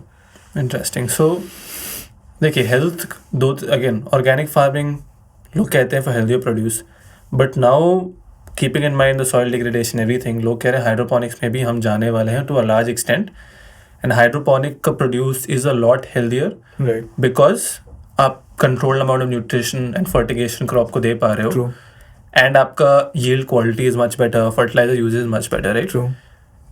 सो how do these two compare to each other? मतलब अगर विच इज, आप क्या इसको रैंक कर सकते हैं कि producing in hydroponics is better than producing in organic farming? Because ideally दोनों ही हेल्थियर प्रोड्यूस की तरफ प्रॉब्लम सॉल्व करना चाह रहे हैं। तो देखो, मैं रैंक नहीं करूंगा, मैं ये बोलूंगा हाइड्रोपोनिक जो एक हाइब्रिड सॉल्यूशन या बीज का सॉल्यूशन निकाला गया है, ठीक है, जहाँ पे कि आप ग्रो कर सकते हो, क्योंकि आपको यील्ड भी बहुत अच्छा मिल रहा है। एग्जैक्टली, यील्ड भी आपको अच्छा मिल रहा है, और दूसरे जो आपके प्रॉब्लम्स हैं जो सॉइल से अननोइंगली हैवी मेटल्स आ रहे हैं या कुछ ऐसे प्रॉब्लम्स आ रहे हैं, लेकिन बहुत जगह पे आप देखोगे सॉइल में नेमाटोड है, आपने ग्रो किया, आपका क्रॉप 50 दिन का है, 50 दिन के बाद सॉइल नेमाटोड बहुत गंदे से अटैक किया, नेमाटोड जंगली अटैक करता है आपके रूट्स को, आपके प्लांट्स खत्म। तो बहुत सारे एडवांटेज हैं हाइड्रोपोनिक फार्मिंग के, सॉइल बॉर्न डिजीज जो है उससे आपको बचाता है, रूट रॉट, बहुत सारे चैलेंजेस हैं जिससे कि आपको ये सेव करता है। तो hydroponic farming is the future of farming. मैं तो यही बोलूँगा कि आगे गोइंग फॉरवर्ड हाइड्रोपोनिक फार्मिंग ही टेक ओवर करेगा चीज़ों को, ठीक है, बिकॉज आपको ऑलरेडी पता है FAO ने एक रिपोर्ट भी पब्लिश किया था कि 50% of the top soil has already been degraded, right? तो going forward hydroponic is the future of farming. But again when I talk hydroponic, बहुत बड़ा दुनिया है हाइड्रोपोनिक, उसमें क्या आप कर रहे हो, कैसे आप कर रहे हो, क्या क्रॉप ग्रो कर रहे हो, आपके क्या प्रैक्टिसेस हैं, everything has to be defined. Interesting.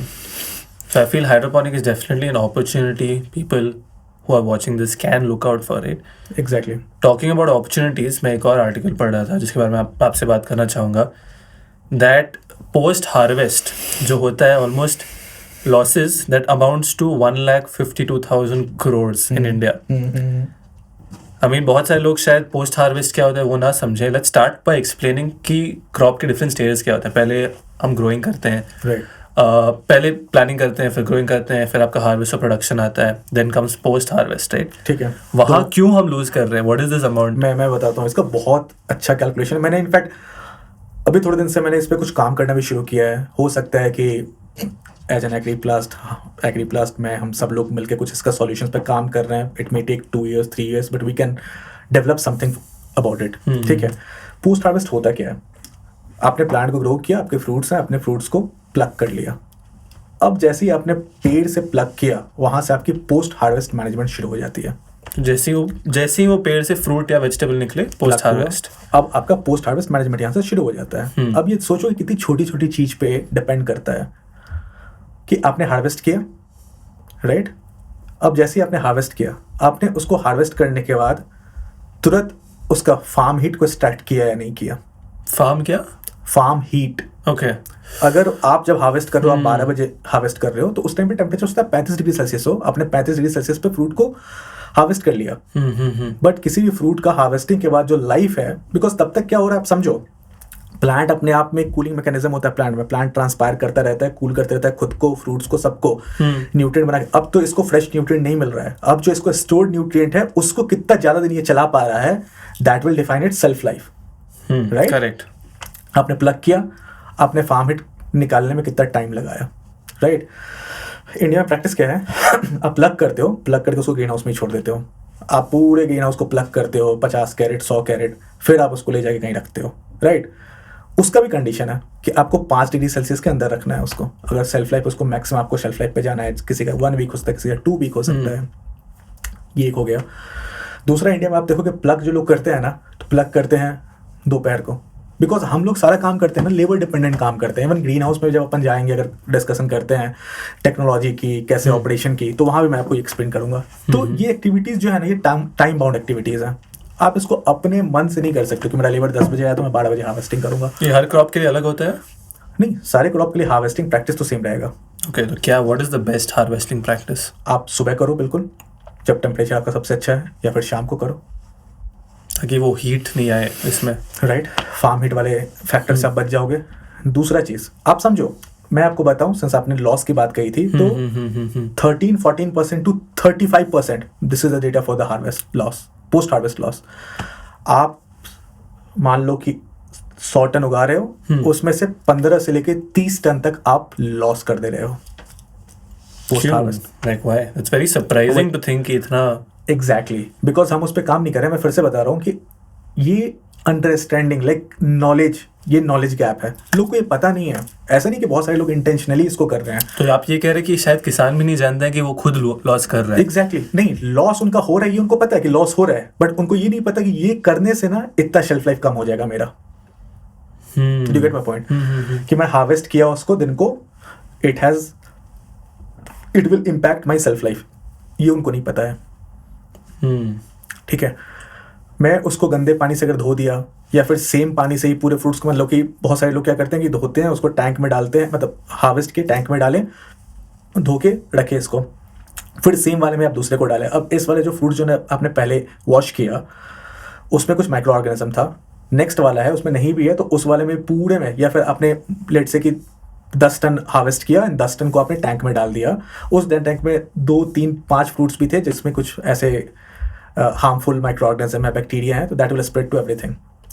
Water जिससे आप वॉश कर रहे हो, वाटर का क्वालिटी क्या है, ठीक है, दैट मैटर्स अ लॉट। तो मैं अभी आपको एक एक करके बताता हूँ। तो सबसे पहला क्या है कि किस टाइम पे आप हार्वेस्ट कर रहे हो, हार्वेस्ट करने के बाद कितने देर आपने फ्रूट्स को ग्रीन हाउस के अंदर छोड़ रहे हो, ग्रीन हाउस के अंदर अगर आप तुरंत बाहर लेके जा रहे हो, तो आप जहाँ रख रहे हो जिस फैसिलिटी में, उस फैसिलिटी का टेम्परेचर क्या है। उसके बाद आता है logistic and supply chain, this has a major role to play. India में मैं बताऊं अगर कि 15% पोस्ट हार्वेस्ट लॉस हो रहा है, या फिर let's talk in this term कि एक कोई प्रोड्यूस है, वो प्रोड्यूस अपना मैं प्रोड्यूस की बात कर रहा हूँ कि मान लो कोई प्रोड्यूस उसका सेल्फ लाइफ 10 दिन का है, उसमें से 10 दिन में से ना वो अपना 20-30% लाइफ जो है ना वो वहीं लूज कर जाता है, जो उसका प्लग से लेके मार्केट तक जाता है ना वो, या रिटेलर्स तक पहुंचता है वहीं पे। जो ये पूरा प्रोसेस है, आप सोचो कि आपने उसको हार्वेस्ट भी किया 12 बजे दिन को, और 2 बजे दिन को आप उसको ट्रांसपोर्ट कर रहे हो। आपका रेफ्रिजरेटेड ट्रक नहीं है, टेम्परेचर कंट्रोल ट्रक नहीं है, आप नॉर्मल कंडीशंस में उसको करते हो, राइट। आप सोचो कि उसके साथ अत्याचार कर रहे हो आप उस क्रॉप के साथ, हाँ, क्रॉप के साथ, उस हार्वेस्ट के साथ, राइट। तो ये सब चीज़ आपको सोचना है कि या तो आप शाम को हार्वेस्ट करो, इफ दैट सूट्स यू, एकदम अर्ली मॉर्निंग ट्रांसपोर्ट करो, सन निकलने से पहले, टेम्परेचर बढ़ने से पहले, at least you take it to the super marts. आप जहाँ भी सेल कर रहे हो, बिग बास्केट को कर रहे हो, स्मार्ट पॉइंट पे कर रहे हो, अमेजॉन फ्रेश को कर रहे हो, जहाँ भी कर रहे हो, आपका जो एंड कंज्यूमर्स है, आप उन तक उसको पहुँचा दो, so that then they can keep it in at least अच्छे कंडीशंस में रख सके। एपीएमसी मंडी में अगर आप सेल कर रहे हो, आप वहाँ ले जाकर पहुँचा दो, they also have some facilities of कि कोल्ड स्टोरेज का, वो वहाँ रख सकते हैं, तो इट विल इंक्रीज। और प्लस इससे क्या होगा कि वेस्ट जो है ना, फ्रेश प्रोड्यूस वेस्ट, वो भी रिड्यूस होगा। जो हम लोग आज की डेट में कार्बन क्रेडिट की बात करें, कार्बन फुटप्रिंट की बात कर रहे हैं, ये सारा कुछ एडवांटेज है। तो गवर्नमेंट को अपन ने भी पहले डिसाइड किया था ये सर्टिफिकेशन वाला कि उन लोग को थोड़ा सा इनकरेज करना चाहिए ताकि क्लीन फूड जो ग्रो कर रहे हैं। सिमिलरली गवर्नमेंट को यहाँ पे भी कुछ इनकरेजमेंट देना चाहिए लोगों को कि लोग क्यों ये करें, क्यों करना चाहिए। लेकिन एक बात बताइए, आपने बोला कि शेल्फ लाइफ कम हो रहा है, तो वो शेल्फ लाइफ कम होने के कारण वो लॉस कैसे एग्जैक्टली क्रिएट हो रहा है, वो थोड़ा समझा सकते हैं? तो शेल्फ लाइफ कम होने से लॉसेज ऐसे क्रिएट हो रहे हैं कि कोई आपका एक टमाटोज है, ठीक है, लेट से कि इंडिया के अगर अपन डेटा की बात करें, ठीक है, ये भी एक अच्छा कैलकुलेशन मैं आपको बताता हूँ। आप देखते हो किसी भी क्रॉप का ले लो, टमाटोज ले लो, कैप्सिकम ले लो, प्राइस उसका 60 रुपये भी जाता है, प्राइस उसका 150 रुपये भी जाता है, प्राइस टमाटोज की बात करो 2-3 रुपये भी जाता है, राइट। क्यों ऐसा होता है? डिमांड सप्लाई, डिमांड सप्लाई की वजह से होता है, राइट। तो मैं आपको यही समझा रहा था कि पोस्ट हार्वेस्ट से और शेल्फ लाइफ की जो मैं बात कह रहा था ना, वो यही होता है कि आप एक महीने में, लेट्स से कि इंडिया कितना टमाटो कंज्यूम करती है। India basically 18 million tons of tomatoes consume करती है, 18-20 million tons of tomatoes consume करती है पूरे साल में, राइट। लेट्स से कि 1.5 million ton of tomatoes India consume कर रही है पर मंथ, राइट। अब मैं आपको ये बोलूँ कि 1.5 मिलियन टन जो पर मंथ कंज्यूम कर रही है, पहले 20 दिन कोई सप्लाई नहीं है मार्केट में, और लास्ट के 10 दिन में 1.5 मिलियन सप्लाई आ गया, क्या होगा? वेस्ट होगा। पहले 20 दिन सप्लाई क्यों नहीं है? मैं वो एक्सप्लेन कर रहा हूँ कि अगर मैं ये बस बता रहा हूँ कि 20 दिन अगर नहीं है और 10 दिन है तो वो लॉस होगा, राइट। अभी क्या हो रहा है, अब आ जाओ पोस्ट हार्वेस्ट पे कि कैसे ये काम कर रहा है। कोई फ्रूट है आपका, आपने टमाटोज को हार्वेस्ट तो कर लिया, इसका लाइफ क्या था? 10 दिन का था, आपने ऑलरेडी 3 दिन इसके लाइफ को कम लूज कर दिया है ऑलरेडी। अब वो 7 दिन का ही उसका लाइफ है। अगर 10 दिन का लाइफ होता तो आप 10 दिन तक उसको सेल करते। मतलब आप समझ रहे हो, ये जो 1.6 मिलियन का जो मैंने नंबर बताया, that will again gets divided with the 10 days. Now all this has to be consumed within 7 days. आप सर, ये हर कुछ एक मैथ्स है। मैं फिर से बोल रहा हूँ कि एग्रीकल्चर को जिस दिन हम एज अ बिजनेस देखना शुरू करेंगे ना, जब हम यहाँ पे भी ROI देखना शुरू करेंगे कि मुझे 3 साल में ROI चाहिए, वाई 5 years, वाई 10 years, मुझे 2 साल में ROI चाहिए, जब हम अपने competition best of the best के साथ फिक्स करना शुरू करेंगे कि ठीक है, लेट्स से नीदरलैंड्स 20 किलो ले रहा है पर plant, I will also try to match that. 7 kilo लूंगा मैं आज, कल 10 किलो लूंगा, 15 किलो लूंगा। I will start identifying the gaps कि why they, why not us. मैंने बोला कि अल्टीमेट टेक्नोलॉजी के साथ काम करते हैं, बट हमारे पास एक ब्लेसिंग है वेदर हमारा। तो जब हमारा वेदर वो ब्लेसिंग वाला आता है, जो एक मंथ होता है जहाँ पे कि बहुत अच्छे वेदर्स होते हैं, तो क्या उस टाइम पे हम उस लेवल को मैच कर सकते हैं? नहीं कर सकते हैं, बिकॉज आप अभी गैप को समझ रहे हो। वी डोंट नो कि हमारा सीड कहाँ से आ रहा है, वी डोंट नो कि हमें पोस्ट हार्वेस्ट कैसे करना है, हमें शेल्फ लाइफ कैसे बढ़ाना है, वी डोंट नो कि हमें टाइप्स ऑफ ग्रीन हाउसेस कैसे लगाने हैं, हमारा इरिगेशन होना है, हमारे इरिगेशन का LPH क्या होना है, कौन से क्रॉप के लिए। अभी मैं आपको एक बहुत इंटरेस्टिंग चीज़ बताता हूँ, और ये आपको बहुत, मतलब मेरा 10 साल हो गया ऑलमोस्ट इंडस्ट्री, मुझे भी नहीं पता था ये। अभी ग्रोडान की टीम नीदरलैंड से इंडिया आई थी, मैं बैंगलोर में था उस टाइम पे, और उनने मुझे इनवाइट किया टू मीट। मैं गया, हमारी मीटिंग थी, तो उसने मुझसे पूछा कि इंडिया में क्या क्या मेन क्रॉप ग्रो होता है, आप क्या क्या मेन क्रॉप करते हो। मैंने उनको बताया कि we mainly grow bell peppers, cucumbers, tomatoes, cherry, मैंने अब सारे क्रॉप्स उनको बताया। उन्हें बोला व्हाट यू यूज़, मैंने बोला मेनली कोकोपीट पाम यूज़ करते हैं इंडिया में। उन्होंने बोला कि व्हाई नॉट दिस रॉकवूल, मैंने बोला how this will make difference, क्या डिफरेंस। उन्हें तो अलग डिफरेंस जो बताया वो छोड़ दो, मैं एक लर्निंग बता रहा हूँ आपको कि मुझे लर्निंग क्या मिली उससे। ये बहुत बड़ी लर्निंग थी मेरी लाइफ के लिए। उनने बोला कि वो जो रॉकवूल यूज़ करते हैं क्यूकम्बर के लिए जो होता है ना, उनका नॉर्मल जैसा वॉल्यूम होता है ना कोकोपीट का हमारे लूज, वैसा वो यूज़ करते हैं। लेकिन जब वो टमाटोज के लिए यूज़ करते हैं, तो टमाटोज के लिए वो कॉम्पैक्ट यूज़ करते हैं। पहला few inch, that is compacted 2-4 inches, and then उसके बाद जो है ना वो सेम लूज होता है जैसा क्यूकम्बर वाला होता है। मैंने बोला ऐसा क्यों? उनने बोला कि क्यूकम्बर का रूट जो होता है सॉफ्ट होता है। ओके, ठीक है, क्यूकम्बर का रूट सॉफ्ट होता है, तो ऑलरेडी वो हॉरिजॉन्टली भी स्प्रेड होता है और वर्टिकली भी स्प्रेड होता है, और बहुत ज़्यादा वर्टिकली नहीं जाता है। लेकिन टमाटो जो होता है ना, उसका रूट बहुत हार्ड होता है। हार्ड की वजह से ना वो सीधा नीचे चला जाता है, और तब जब आप इरिगेशन दे रहे हो ना, तो आप क्या चाहते हो, हमेशा वाइट रूट्स ऊपर रहें, ताकि जब आप इरिगेशन दो, फर्टिगेशन दो, तो डायरेक्टली उसको एब्सॉर्ब करे। वो नहीं कर पाता है वो। तो इसके लिए उन्हें ऊपर क्या किया, ऊपर उनने कंप्रेस करके डाला है, हार्ड लेयर बनाया है। तो जब इनिशियल रूट्स आए, जब प्लांट्स एकदम टेंडर प्लांट्स हैं, तो थोड़ा ऐसा स्प्रेड हुआ। फिर जब प्लांट बड़ा हुआ, तो उसके बाद प्लांट ने उसको पेनिट्रेट किया, फिर प्लांट नीचे गया। तो अब क्या है कि उसमें जब आप इरिगेशन डालो, तो इवनली वो डिस्ट्रीब्यूट हो रहा है। तो दे हैं, आप समझो कितने छोटे लेवल पे और कितना अंदर तक जाके उन्होंने चीज़ों को स्टडी किया है। This is why they are able to achieve such numbers in terms of yield, और इसके लिए हम इतने पीछे हैं। तो मैं ये बोल रहा हूँ कि एनी डे अगर आप मुझसे पूछोगे कि मेरा विजन क्या है इंडियन एग्रीकल्चर इंडस्ट्री को लेके, तो मैं देख रहा हूँ कि we have all the potential, India has all the potential to be the leader in the world in the horticulture industry.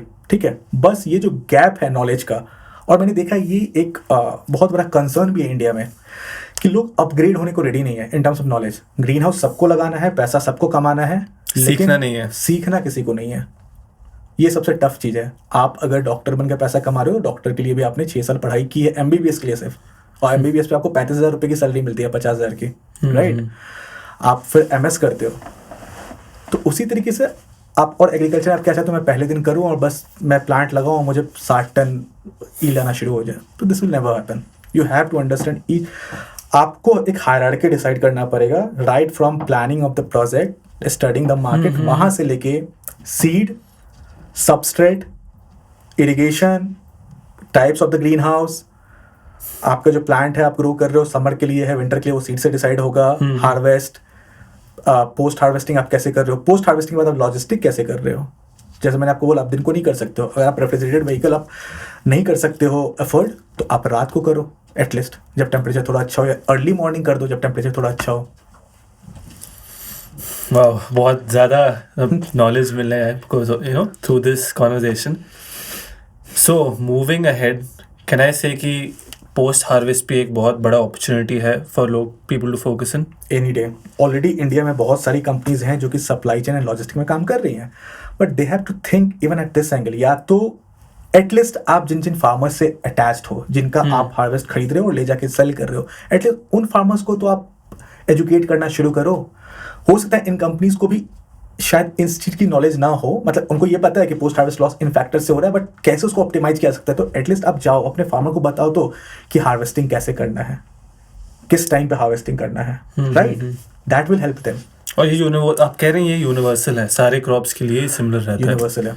सुबह हार्वेस्ट करो बिकॉज वहाँ हीट लॉस नहीं होगा क्रॉप का, राइट, और जब कर रहे हो don't leave the crops in the green house, right, cold storage में ले जाओ, इंश्योर कि अगर रेफ्रिजरेटेड नहीं है तो रात को ले जाओ, so the temperature is lower, right, true.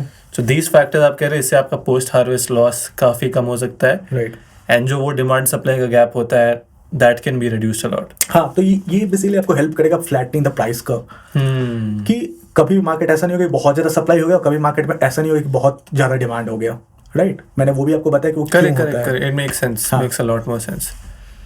Along with post harvest में एक और चीज़ आपकी कॉन्वर्सेशन पिक किया कि even education as a model in agriculture, क्या आपको लगता है can it also be an opportunity for people watching this? क्योंकि अभी हमने डिस्कस किया हाइड्रोपोनिक्स हो सकता है, पोस्ट हार्वेस्ट के बारे में हमने देखा, can education agriculture be also think? क्योंकि दो इशू हैं, एक कि लोग सीखने के लिए रेडी नहीं है, बट मुझे लगता है to a great extent ready इसलिए नहीं है क्योंकि उनके पास शायद वो रिसोर्स भी ना हो। ट्रू, आई कंप्लीटली आपने इतना कुछ सीखा है, नॉट ओनली थ्रू इंडिया, आपने दुनिया घूमा है, right, you have travelled 25 countries, Netherlands गए हैं, अफ्रीका गए हैं, then you have picked up this knowledge, right? So is education an opportunity? हाँ, तो जब अपन हार्वेस्ट की बात कर रहे हैं तो बेसिकली मैं आपको ये भी मेंशन किया था कि इंडिया में आपको बहुत कम एक्सपर्ट्स ऐसे मिलेंगे जिनको एग्जैक्टली पूरे इकोसिस्टम के बारे में पता है। Very true. यहाँ पे जो एग्रोनॉमिस्ट आपको मिलेंगे वो सिर्फ आपको ये बता पाएंगे कि आप ये स्प्रे कर दो तो ये मर जाता है, ठीक है। इवन द एग्रोनॉमिस्ट को बहुत ज़्यादा पता नहीं होता है कि क्लाइमेट को मैनेज कैसे करना है, हमारे जो रिस्क है उसको हम क्लाइमेट मैनेज करके कैसे रिड्यूस कर सकते हैं।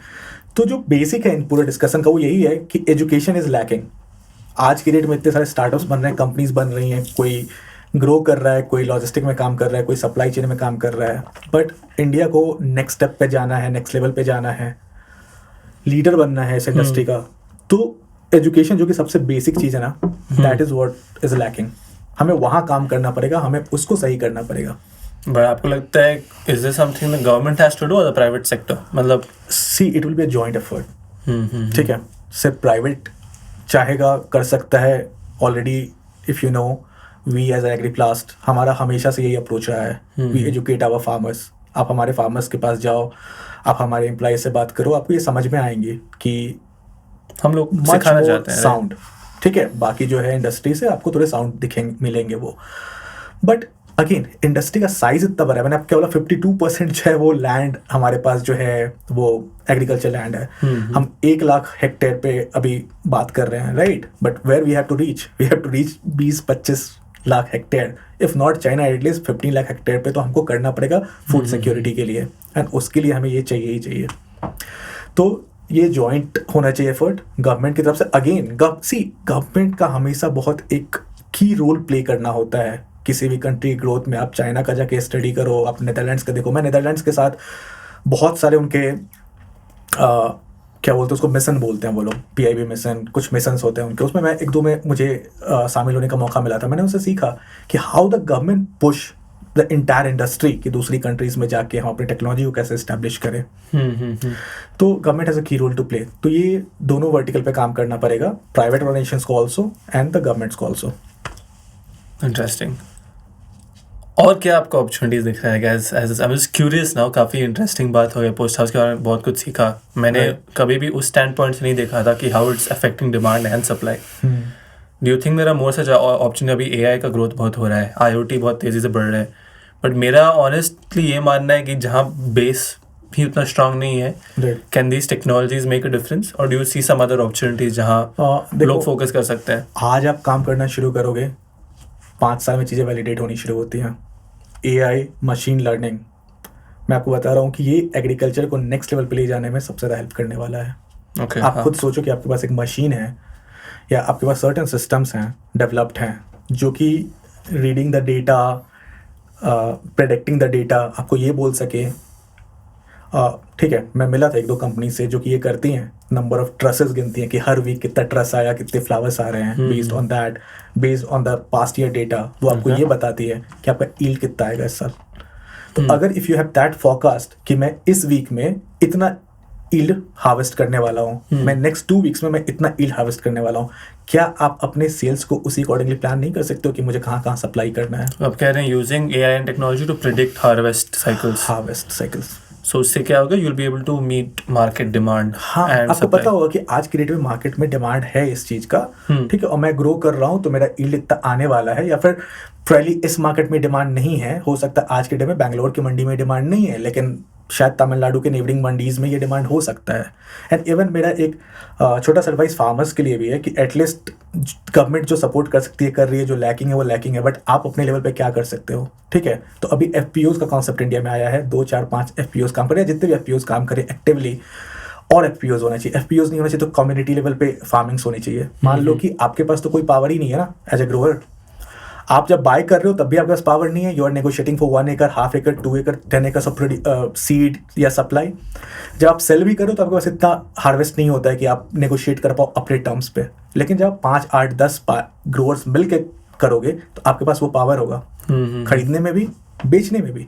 सेम टाइम अगर इस मंडी में आपको अच्छा रेट नहीं मिल रहा है, आपके पास ईल्ड फोरकास्ट है कि मेरा अभी ईल्ड हम 10 ग्रोअर का 50 टन आने वाला है लेट्स से इस week, then you can also explore कि ठीक है बैंगलोर मंडी में मुझे अच्छा रेट नहीं मिल रहा है, लेकिन सेम टाइम पे आंध्र प्रदेश की किसी मंडी में या होसूर तमिलनाडु की किसी मंडी में मुझे अच्छा रेट मिल रहा है। तो एक फार्मर के लिए जो कि 5 टन ग्रो किया है उसके लिए लॉजिस्टिक कॉस्ट बहुत होगा, लेकिन जब ये 50 टन पे आएगा आपका लॉजिस्टिक कॉस्ट जो है वो ऑप्टिमाइज हो जाएगा पूरा। ओके, आप समझ रहे हो? तो ये सारी छोटी छोटी चीज़ें हैं जो अभी होनी शुरू होंगी, ऑलरेडी हो भी रही हैं। एफपीओज आ रहा है, एफपीओ सेम काम कर रहा है, और ये छोटे लेवल पे ये सारी चीज़ें होनी शुरू होंगी, and this will take industry to the next level. तो मैंने जो भी आज बात किया, मैं इन्हीं पॉइंट्स पे बात किया हूँ कि इंडस्ट्री जहाँ है पिछले 10, 15, 20 साल से सेम चीज़ें कर रहे हैं, हमें नेक्स्ट लेवल पे जाना है, तो हमें क्या क्या की पॉइंट्स है जहाँ हमें फोकस करना है, जो हमें करना है for this industry to go to the next level. तो मैंने एक पॉइंट आपको ये बताया कि आपने फ्यूचरिस्टिक टेक्नोलॉजी बेसिकली आपने ये पूछा था कि क्या और इंडस्ट्री में हो सकता है, राइट? तो पहला तो ये था कि आपका ईल्ड फोरकास्ट हो। आज के डेट में ये मेरा ओपिनियन है, हो सकता है गलत हो, सही हो। मैं इतने सारी कंट्रीज घूमा, मैं हर जगह पे देखा कि जब फार्मर सॉर्टिंग एंड ग्रेडिंग करते हैं ना, तो sorting and grading they do size इतना है, कलरिंग इतना % हो चुका है, वेट इतना है, इसकी बेसिस पे। एक बार just before you go in, sorting and grading क्या होता है थोड़ा समझा सकते हैं? तो आपने हार्वेस्ट किया टोटल पोस्ट हार्वेस्ट जो हमने पहले डिस्कस किया था, आपने ऑलरेडी हार्वेस्ट कर लिया 10 टन। लेट्स से कि आपने क्यूकम्बर्स 10 टन हार्वेस्ट कर लिए, या फिर कैप्सिकम आपने 10 टन हार्वेस्ट कर लिए। अब उस 10 टन के कैप्सिकम में क्या होता है कि जो आपका बायर आपसे खरीद रहा है ना, वो आपको स्पेसिफिकेशन देता है कि मुझे ये बाहर से जब आप एक्सपोर्ट करते हो तो ये बहुत ज़्यादा क्रिटिकल रोल प्ले करता है। इवन इंडिया में भी जब आप डायरेक्टली D2C सप्लाई करते हो या फिर मुझे अच्छा माल लो, हाँ बेस्ट माल, तो उनका रहता है कि इसमें 4 लोब्स होने चाहिए, 200 ग्राम्स हर फ्रूट का वजन होना चाहिए, इसका इतना शेप होना चाहिए। तो this is called sorting and grading. आप सॉर्टिंग ग्रेडिंग करते हो बैठ के कि ठीक है कोई खराब फ्रूट तो नहीं है जो सड़ा हुआ है, कहीं कटा हुआ है, तो आप उसको साइड कर देते हो, ठीक है, दैट इज सॉर्टिंग। फिर ग्रेडिंग आप करते हो कि ठीक है ये सारे A ग्रेड के फ्रूट्स हैं, ये सारे B ग्रेड्स के फ्रूट्स हैं, ये सारे C ग्रेड के फ्रूट्स हैं, right? What I have to say here कि वो ठीक है, हो सकता है कंज्यूमर ने शायद नहीं सोचा हो, ग्रोअर ने नहीं सोचा हो उस एंगल से। मैं जिस एंगल से सोचता हूँ कि this sorting and grading has to be done with the understanding of shelf life, कि मैंने ये बेल पेपर्स प्लग कर लिया या मैंने ये टमाटोज प्लग कर लिया, ठीक है, सेम फार्म से है, कोई दिक्कत नहीं है, ऑलमोस्ट सेम फार्म पे सेम सीड लगता है, सेम प्रोसेस होता है, सारा कुछ सेम होता है। बट जब ये मंडी में पहुंचता है, कहीं पहुंचता है बड़े लेवल पे, तो वहां पे जब आप सॉर्टिंग रेडिंग कर रहे हो ना, इसका वो इस लेवल पे होना चाहिए कि ये लॉट ऑफ वेजिटेबल्स जो है इसका सेल्फ लाइफ क्या है, ये लॉट ऑफ वेजिटेबल्स जो है इसका शेल्फ लाइफ क्या है, and then you can price accordingly. तो longer the shelf life the better you can price. हाँ, तो सॉर्टिंग एंड ग्रेडिंग एक्चुअल में फार्म पे होता है या मंडी पे होता है? देखो बहुत बार क्या होता है कि ये पूरा चलता कैसे है कि जो फार्मर्स मंडी में जाके सप्लाई करते हैं वो तो अपना यहाँ पे उठा के लेके गए, मंडी में सप्लाई किए, 70-80% उनका ग्रेड ए होता है, उनके हिसाब से ग्रेड बी होता है। बट आप मंडी लेवल पे समझो, अगर मंडी लेवल पे वो मंडी में बेच रहा है तो ठीक है, तो फिर शायद उतना सॉर्टिंग रेडिंग का रोल नहीं होता है। बट बहुत बार क्या होता है, मंडी में जो ब्रोकर्स होते हैं वो ले जाके फिर आगे उनकी टाइप्स होती है। मैं अभी 1-2 लोगों से मिला था जिनकी टाइप स्मार्ट पॉइंट से है, बिग बास्केट से है, बहुत सारे अलग अलग कंपनीज हैं, मैकडोनल्ड से है, उनके लेवल पे, तो वहाँ पे वो सॉर्टिंग रेडिंग करके उनको जाके सप्लाई करके आते हैं। मेनी टाइम फार्मर के लिए अगेन उतना हार्वेस्ट नहीं होता है उनके पास कि उनकी डिमांड को मीट कर पाए, और वो कंपनी जो है वो डेली नए लोगों के पास नहीं जा सकती हैं, तो वो एक कॉन्ट्रैक्ट साइन करती हैं कि ठीक है आपको इतना देना है, तो अगर मंडी से तो वहाँ पे। तो मेरे पास ये कहना है कि सॉर्टिंग एंड ग्रेडिंग जब हम सोचते हैं ना, तो अगर हम इसको इस पर्सपेक्टिव से भी जब सोचना शुरू कर देना कि based on the shelf life, again it will help you in reducing the waste. आप थोड़ा सा इसके प्राइस कम कर लो ना, आपको ही पता है कि 3 दिन में अगर आप नहीं सेल कर पा रहे हो तो वो खराब होने वाला है। हाँ, that is a waste that won't yield you a single rupee, ठीक है। तो आप उसको ये कर लो कि प्राइस थोड़ा कम करके आप उसको सप्लाई कर लो, वो भी कंज्यूम हो गया, अदरवाइज वो वेस्ट है, आपको पैसा भी नहीं आ रहा, और that is contributing to the waste, right. तो मेरा ये थॉट है हमेशा, और मैं अभी इस पे सोचना शुरू किया हूँ कि इसको किस किस लेवल पे, किस किस स्टेज पे इम्प्लीमेंट किया जा सकता है, उससे कैसे चीज़ें आगे अच्छी हो सकती हैं इंडियन एग्रीकल्चर इंडस्ट्री में। बहुत रॉ थॉट मैं आपको ये दे रहा हूँ, मैं भी अभी इस पर 15-20 दिन पहले सोचा था और मैं इस पर काम कर रहा हूँ। I will see where we can implement it and how the industry can get benefited with it. Interesting. But जो ये सॉर्टिंग ग्रेडिंग होता है, तो जो ग्रेड है, जो बेस्ट होते हैं, वो सारे किधर जाते हैं? मतलब जो sorry shouldn't take a name, हाँ, बट जो भी बेस्ट शॉप्स होते हैं जो प्रीमियम प्रोड्यूस देते हैं वहाँ जाते हैं। जैसे फॉर एग्जांपल आपने मैकडॉनल्ड्स के बारे में बोला, डू यू नो कि उन लोग कौन से लेवल का लेते हैं? How does that work?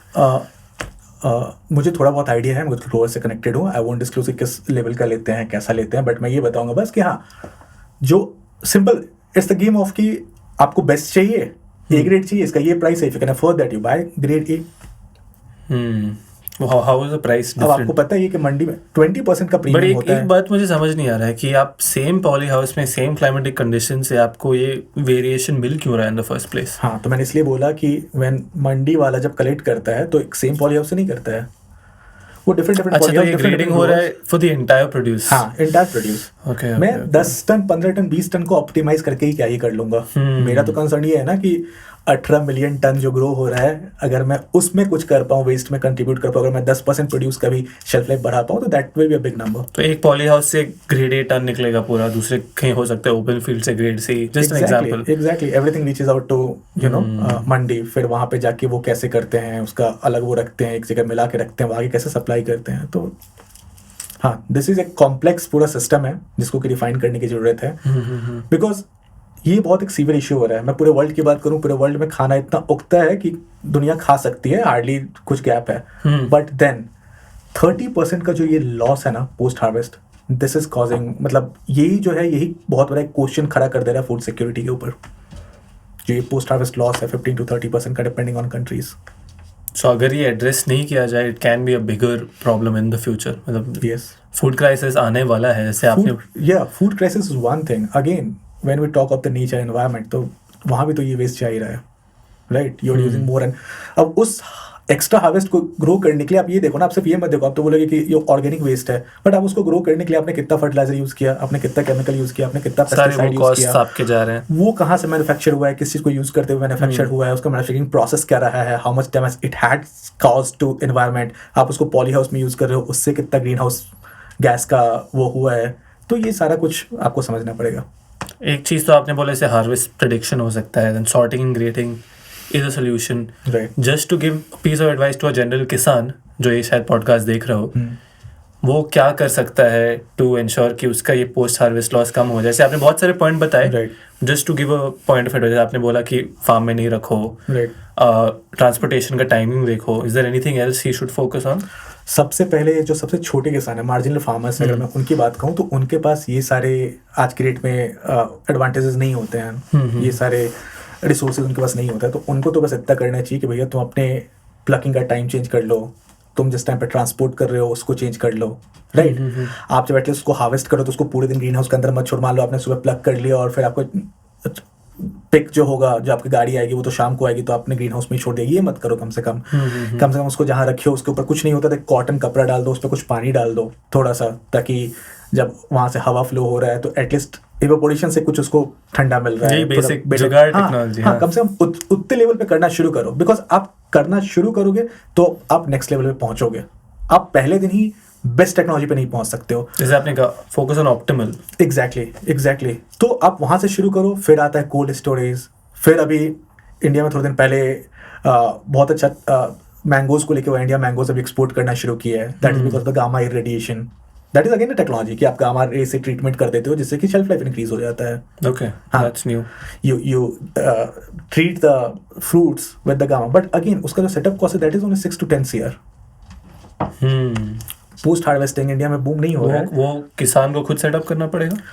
अब समझो आप किसान लेवल पे तो पॉसिबल नहीं है, लेकिन अगर क्या एक रीजन है पूरे 100 किसान मिलके जो 1000 एकड़ में अगर फार्मिंग कर रहे हैं, 2000 एकड़ में कर रहे हैं, तो शायद और गवर्नमेंट उसको इंसेंटिवाइज करे, सब्सिडाइज करे, तो जाके पॉसिबल हो पाएगा। पोस्ट हार्वेस्टिंग फैसिलिटीज है depending on state to state. Post harvest ये गोडाउन बनाने के लिए, कोल्ड स्टोरेज बनाने के लिए गवर्नमेंट ऑलरेडी 35 से 75% सब्सिडी दे रही है। But still if you think from one small farmer angle जो 2-3 एकड़ में फार्मिंग कर रहा है, स्टिल उसके लिए वो मतलब नहीं बैठेगा। मान लो कि उसमें 2 करोड़ रुपए खर्च होता है, 3 करोड़ रुपए खर्च हो रहा है, सरकार आपको 75% दे भी रही है, फिर भी आप 75 लाख रुपए वहाँ पे लगा रहे हो। You won't save anything. 60 lakh 70 lakh रुपए लगा रहे हो तो इंडिविजुअल फार्मर के लेवल पे ये फीजिबल नहीं बैठेगा। नहीं है। और इसके लिए मैं बोल रहा हूँ कि now is the high time जहाँ की FPO स्ट्राइक करेगा इंडिया को। ऑलरेडी कुछ FPOs बहुत अच्छा कर रही है इंडिया में। FPO या फिर कम्युनिटी लेवल पे सोचना पड़ेगा, बिकॉज अभी कॉर्पोरेट्स आने शुरू हुए हैं इस फार्मिंग में, लेकिन ऑलरेडी मुझे लगता है 70-80% ऑफ द टोटल लैंड, अगर लेट से इंडिया जस्ट मैं एक नंबर बता रहा हूँ कि 1 लाख हेक्टेयर में फार्मिंग कर रही है, उस 1 लाख हेक्टेयर में से मुझे ऐसा लगता है कि 70,000 80,000 स्मॉल फार्मर्स ही फार्मिंग कर रहे हैं। कॉर्पोरेट्स अभी आने शुरू हुए हैं 2-3 साल में। छोटे किसान, गेहूं, राइस, छोटे green house farmers. Right. I think just थोड़ा समराइज कर लेते हैं। अभी काफ़ी कुछ हमने opportunities, in terms of opportunities, मैं बार बार अपॉर्चुनिटीज़ इसलिए बोल रहा हूँ क्योंकि ये लोग इन्फॉर्मेशन अब्जॉर्ब तो कर लेंगे, but they need to understand कि इसको प्रॉब्लम सॉल्विंग अप्रोच से देखना ज़्यादा ज़रूरी है। आपने कहा hydroponics can be a great space moving ahead. Post harvest management आपने बोला, true, right. We spoke about FPO models, right. और 2-3 पॉइंट आपने मेंशन किया था। These are the places where the industry can move forward together if people solve these problems. Right. अगर industry in रास्तों पे चलना शुरू कर दिया, again this is my understanding and my perspective of the industry, तो शायद इंडस्ट्री आज स्टेप A से स्टेप B पे पहुंचना शुरू करे। Perfect. I think that calls it for a podcast today. Thank you so much, Ashish. Thank you. It was a pleasure talking to you, and I hope कि इस information से लोग अपनी खेती को आगे बढ़ा सकें and Indian agriculture on the whole को आगे बढ़ा सकें. Perfect. See you soon. Thank you. Okay,